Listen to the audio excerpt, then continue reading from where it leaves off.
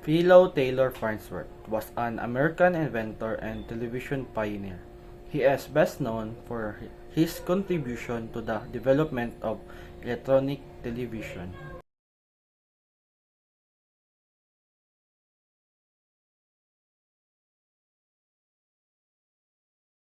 Farnsworth is credited with the designing and building the first world fully functional electronic television system in 1927 at the age of 21.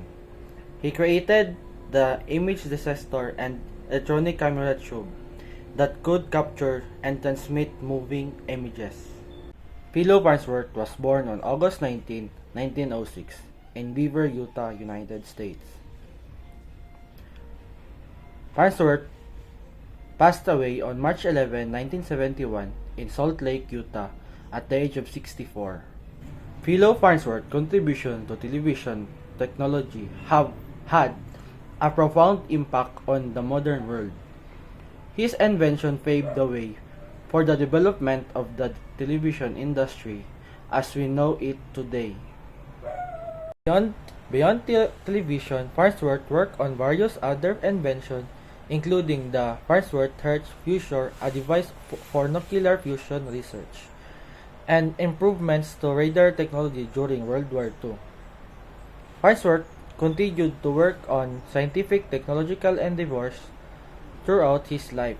He held over 300 patents by the time of his death. Farnsworth is remembered as one of the key figures in the history of television technology. His pioneering work in electronic television revolutionized the way people receive and view visual contents.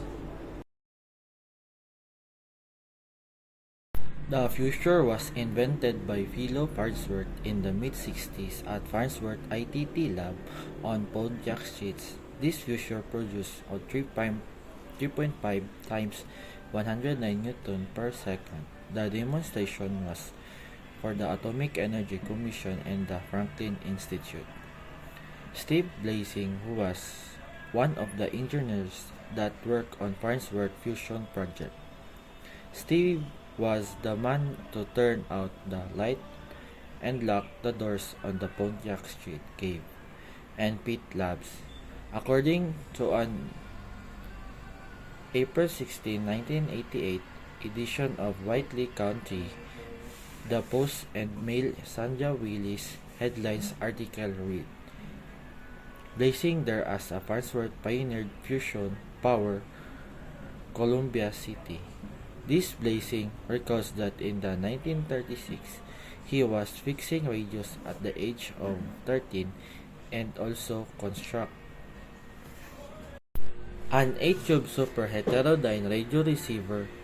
Those early efforts were the beginning of a lifelong journey to the world of electronics. Blazing, now 64, is retired and lives with his wife Irene on 4 wooded acres in Whitley County.